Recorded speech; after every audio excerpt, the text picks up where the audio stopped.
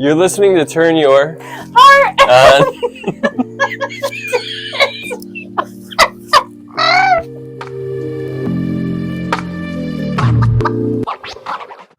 Welcome back. Welcome back. Welcome back. Welcome back. Yeah, that's good. All right, so last time we were talking about like how we met and kind of like a little bit of like why we went on this healing journey. Yeah, we both reconnected at a point in our lives that were like pivotal and coming from a place of abundance, right? So with that, it was just like you're following people that are like good for your life, and I'm following people that are good for my life. Like this is cool. And we run into each other, and that's how we recap since the last time we saw each other. Right. That we're on the same paths, but we're walking like different journeys. Like you know, you can't mimic that. That's pretty unique. Right. So that's why you were talking about the podcast, and like I'm like, yeah, dude, I'm down. Like this is something that's great, and it's beneficial for not just us, but like other people that are interested in trying to do a better life too, from people that didn't have such a great life prior to this. You know what I mean? Yeah, which is crazy too. Like, I thought I had a great life prior to this. Right. I did. I thought I had that everything shit? figured out. I thought everything was fine. I just randomly had this pain that was debilitating. Yeah. But I had, just Yeah, throw no that in deal. there for no reason because I'm so abundant. Yeah. So, but so there's probably a lot of, I know for a fact there's a lot of people out there that they know there's something more. They know that there's something better. They know there's something more, but they just don't know how good it really is. Yeah, or even like the tools and the steps to get there. You know what I mean? It's Yeah. very nerve-wracking. It's like, I can think about like, it's like even like in my walk with like battling with like drugs and alcohol and stuff, it's scary. Like I'm never going to drink something ever again. You know what I mean? And that's like what you were saying in the last episode too, is like this first dude that you're watching, like, yeah, okay, this dude sounds crazy. Yeah. You know what I mean? But it's like, we got to like start with like what's right here, what's right in front of us, and like taking that first step, because that's the most important, and that's like in surrendering, which is where our stories like can correspond, and like from that, then it's like taking like baby steps. It's like when I decided to change my life, like coming on 5 years October, Congratulations, by the way. Thank you. I look at myself as an infant.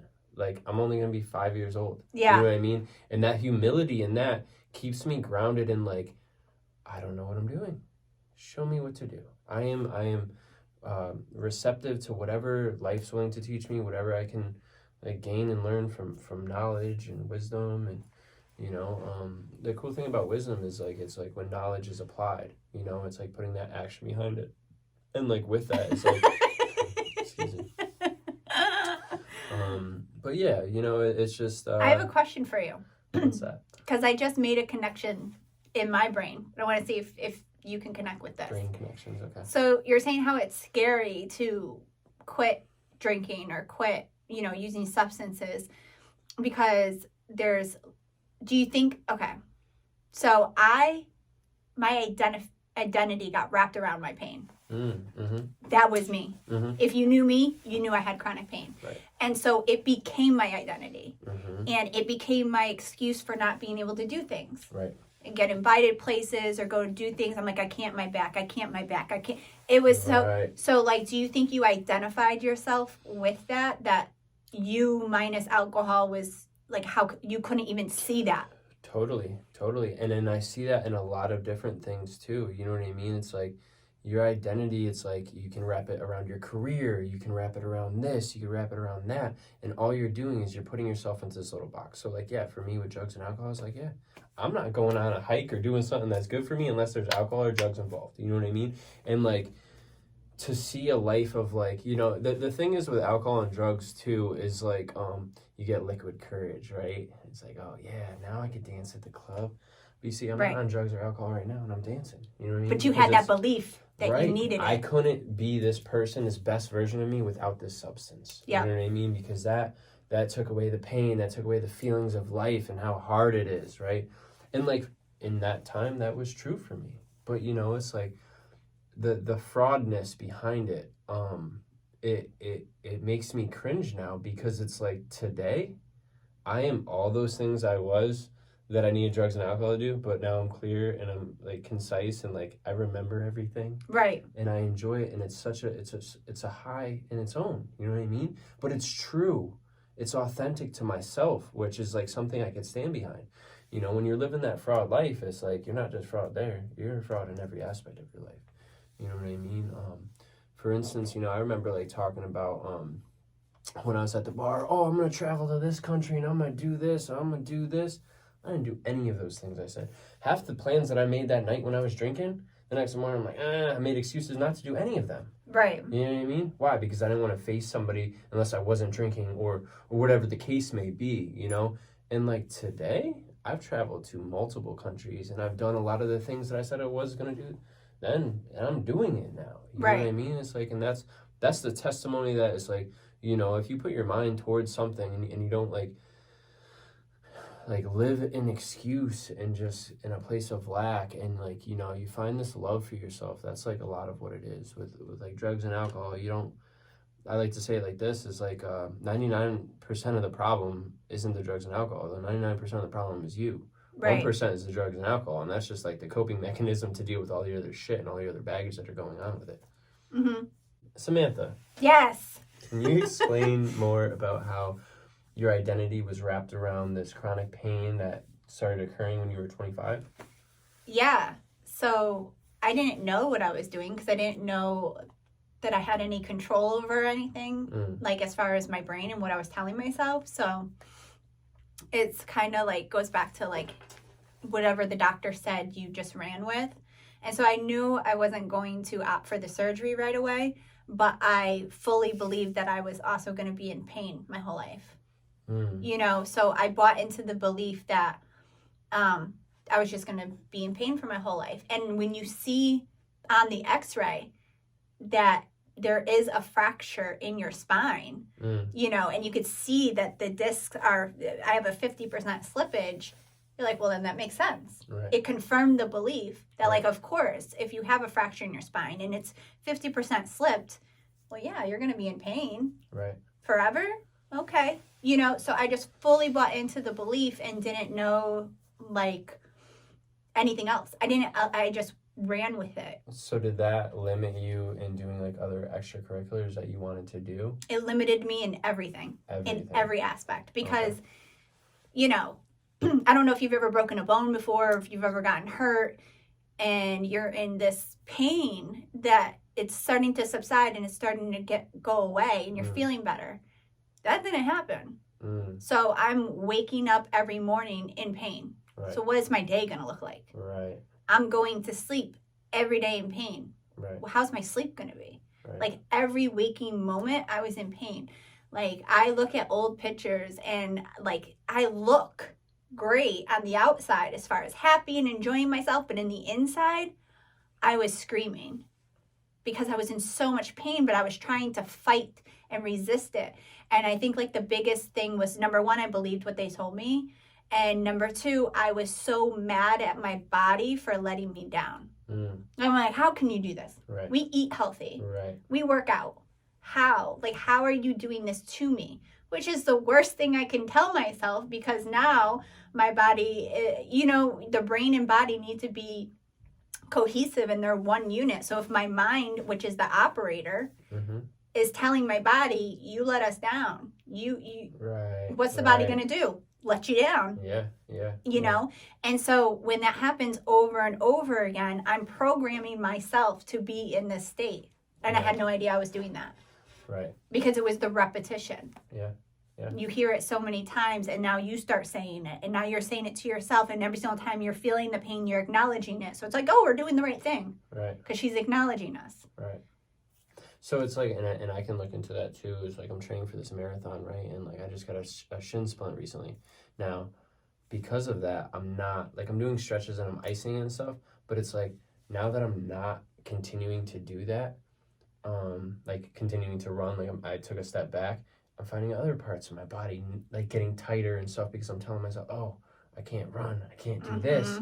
And like, and it takes a toll. Yeah. And like, I kind of get a little depressed about it. You know what I'm saying? Like, oh man, where's that runner's high? You know what I'm saying? But so like, I can understand like how that is like it's like a snowball effect, right? 100%. And then you have other people on the outside coming at you like, oh yeah, oh okay, sorry, you know what I mean? Like, oh you know yeah. what I mean? So They reaffirm it so much, but so okay, so they like, which it's not bad, to have sympathy for somebody is not bad, but it's almost like a pity that people had for me, that it wasn't, none of it was coming from a negative place, but it reaffirmed the pain. Right. When they're like, oh, I don't know how you're doing that, or like, Right. wow, that must be so hard on you. Right. So in my head, I'm like, you're right. It is hard on me. Yeah, this sucks. Yeah. The more I'm telling myself, this Right. is hard on me. This is tough. This Right. sucks. Like, Right. why me? Right. So my body's going to say, we're doing the right thing because she's saying, you know what I mean? Exactly.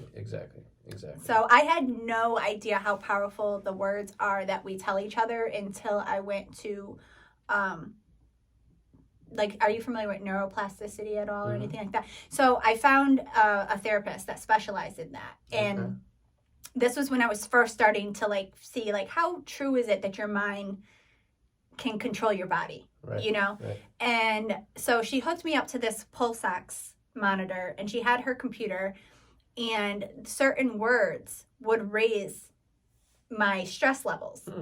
Just one word back raised my stress levels, right?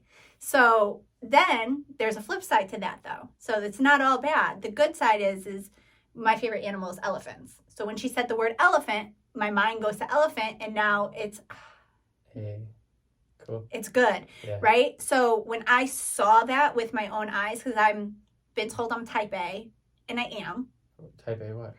Like a type A person. So I will go all out for whatever I believe in. So when they told me my back was broken, I went all out and believed it. Do you know what I mean? Yeah, right on. And kept finding reaffirmations of why my back is in pain and this, that, and the other. So when I could see the opposite and feel the difference in my body by eliminating these words, I'm like, wow, there is some truth to this. And I'm seeing it on a monitor. I'm like, I could buy into this. I could believe it, which is the biggest thing, as you know. Yeah, and because that's what we were talking about, like putting a better or more truer belief behind the negative beliefs that we're telling ourselves. You know, something that's truer and more positive for us. Yeah, no, that's good.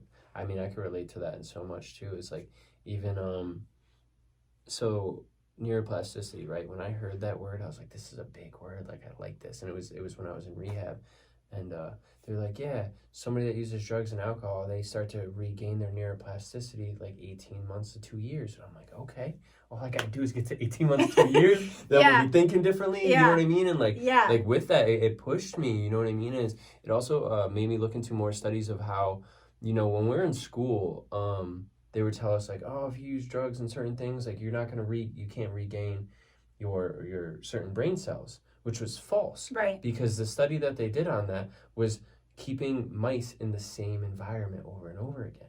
As soon as they took those mice out of that environment, they started gaining new brain cells. You know what I mean? So it's just even that belief alone that we were taught, oh, you're done. Once you kill these brain cells, there's no more. Right. You know what I mean? And even that, it's okay, our brains can gain new brain cells. That's beautiful. You know what I mean? Yeah, and new synapses can connect, and that's one of the things I know growing up we were told oh, you're done by the time I think it was 25 or whatever it was, that your brain's done developing.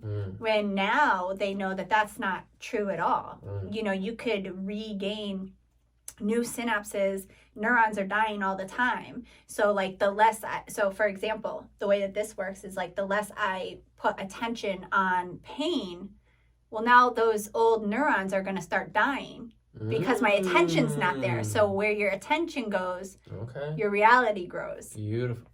Say that again? Where your attention goes, your reality grows. I love that. That's great. So if I'm now focusing on things that bring me happiness or things that I love, I had a Rottweiler that that was my everything. So if I refocus my attention to him, just thinking of him in my mind, I'm now forming those neurons to elevated emotions, happier emotions. So those negative emotions are now not as strong because they're not being used as often. Right.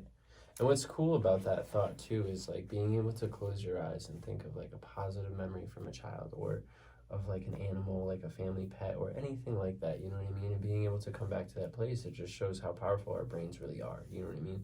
And if you continue to focus on something that's not productive for you, it's like it could be depleting and take you backwards. You know? So, yeah, no. Have you ever seen the movie The Pursuit of Happiness? Yes. Okay, Will Smith. Yes, Yeah. and Jaden Smith. Do you remember the scene where they are in the train station and they're going to have to sleep in the bathroom for the night? Yes. So you remember how Will was like, oh, there's dinosaurs and do you see T-Rex and we have to run and we have to find a cave. And so the men's bathroom became a cave. Nice. And he was putting this imagination in his son's mind because your reality is really what you make it. I love that. Do you know what I mean? Yeah.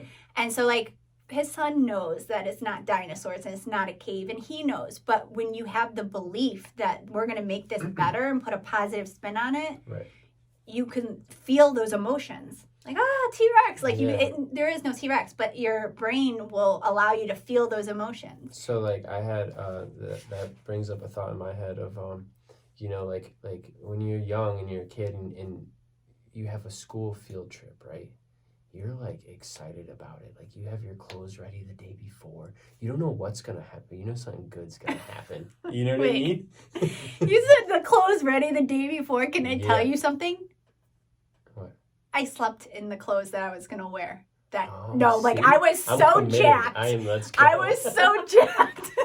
Yes. That I would go to bed in my Yes. pajamas. Okay, good night, mom, dad, da. But I would change into the clothes and I would be like this. Yeah. To not get wrinkles. Yeah. Because as soon as it was time to get up, I was like, "Bing, I am ready. Let's go." Yeah. And like what's cool about that too is like you don't know what's gonna happen. Like you know something's gonna happen, but it's almost like you're like projecting like, yo, this is gonna be life changing. Yeah. You know what I mean? Now imagine if we took that same mindset and we did that every day when we woke up. Right. We're like, oh, something good's gonna happen today. I don't know what it is, but it's gonna be awesome. You know what I'm saying? And it's like, yeah, it's easier said than done, but like I mean, I feel like with visuals and stuff like that, and like you practice that, it's like anything else. You know what I mean? And I feel like that's like why finding your purpose, or at least experimenting with what your purpose is, you will end up waking up like that every day. Right. You know. So let me ask you this: on your journey, what have you find that have been your best like healing hacks, like things that you do in a healing practice, something that's in your routine, things that you know. Like from when I first started this? Yeah, like what gets you to a point of like to refocus? So, I know I mentioned I was type A. So, I'm a very like evidence-based person. So, I couldn't buy into everything Joe Dispenza was saying or Bruce Lipton was saying until I could see it for myself. So, the way I hacked my brain into believing it, because believing it is the biggest thing, is the first thing I did was when they say emotions are temporary, I was like, maybe for you. But I could stay mad for a very long time. Right. So I started journaling, and it wasn't to express myself, or at the time did I think. I was like, all right, let's see how temporary they are, you know? And I would go back 3 days and read how I was feeling. I was like, wow, okay, so they are temporary. So what can I do with this information? Next time I'm sad or angry or, you know, I don't want to say depressed, but feeling down or just feeling heavy, I'm going to tell myself this is temporary. Yep. I'm going to allow myself to feel it. I'm going to be sad, but I'm also going to remind myself that this is going to pass. And I don't think I've ever taken the awareness to tell myself that. Like if I was sad, it was I am sad, which is not true. I'm feeling sad, but I am sad. And so that state would last longer because my brain wasn't saying, but it's temporary. You're going to be okay. You know? Yeah. And that shortened that period. So that was huge because being in those, I don't want to call them negative emotions because not all emotions are bad. I think all emotions are good and that's what makes us human. But there's a refractory period of how long to be in those certain states. Yeah. You know what I mean? Yeah. And when you know for a fact it's temporary, not only do you not stay in those lower emotions, but you also enjoy the better emotions too. Mm. So when you're feeling a heightened sense of joy or happiness or gratefulness, you're like, this is temporary though, so I need to soak it in. So Okay. it's all about how you look at it. Yeah. Okay, so now I'm going to ask you, like, what's like a healing hack that you have? So there's this one that comes to mind that is kind of it happened recently, but so say you're in a situation and like say you're gossiping or you're doing something that you don't really want to do, Yeah. and before you act on it, but you have the thought that it's about to occur, you're like, all right, hold on a minute, let's rewrite this. You know what I mean? And like I love come that. into it in a different perspective, or just not even like respond to that situation. You know, Like not engaging. not engaging in it. Yes. Yeah. But Now, does that work if you already have a little bit? Like, let's say somebody, like you said, gossiping. If you can tell that you're engaged in a gossipy conversation, that you're like, oh, wait, this is not what I want to be doing. right. What do you do in that situation? So like I mean it's like I feel like just bringing it to a whole different kind of topic, like almost like cutting it. You know what I mean? It reminds me of like how another hack that I have is like playing out the tape, right? So this is something I learned in my sobriety and recovery and stuff. I never heard that. Yeah, so like what you do is like you think of like, so say if you have a negative thought towards something, whether it's like you want to use drugs or alcohol or whatever, you play out to the worst situation you were ever in. You know what I mean? Like on your knees, like you're just ready to give up. Like just like for me, it was like so many different like feelings and associations with like death and giving up and just like not wanting to live, that I can wrap into a whole scene and a feeling. And that's where I play the tape out. So like if I get a negative thought towards something, I play the tape. And like somebody that I look up to told me, he's like, don't even play the tape, just cut right to the end. You know what I mean? So it's like that thought process of move a muscle, change a thought. You know what I mean? It's like, all right, I'm thinking negative. Wait, move a muscle, change a thought? Yeah, so it's almost like a distraction, or like, so like I'd be sitting here and I'm thinking about something negative, play out the tape. I'm like, okay, I'm not doing that. Let me go do something else. Today brought some synchronicities. I met this gymnast today who, Samantha was also a gymnast, and this client that I had, it just so happened that she gave me this book. And the same book I was sharing with Samantha, and she had read a quote out of it. Yeah. Right?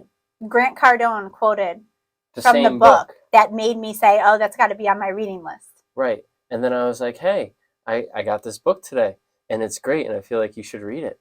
And I said it to her, and then she said that, and I'm just like, synchronicities, right? Yes. So from the synchronicities, I would like to share a quote that I found that my client had written in here that obviously meant a lot to her. So I'm going to read it. Always remember you matter. You're important and you are loved. And you bring to this world things no one else can. And this book is called The Boy, the Mule, the Fox, and the Horse. Meet. That's all, folks. All right, guys, thank you so much for joining us. Come back every Friday at 3 o'clock for new weekly episodes. If you want to get in contact us, you can follow us on Instagram. I'm at Samantha.Valley. I'm at DMND David. And we'll see you next Friday.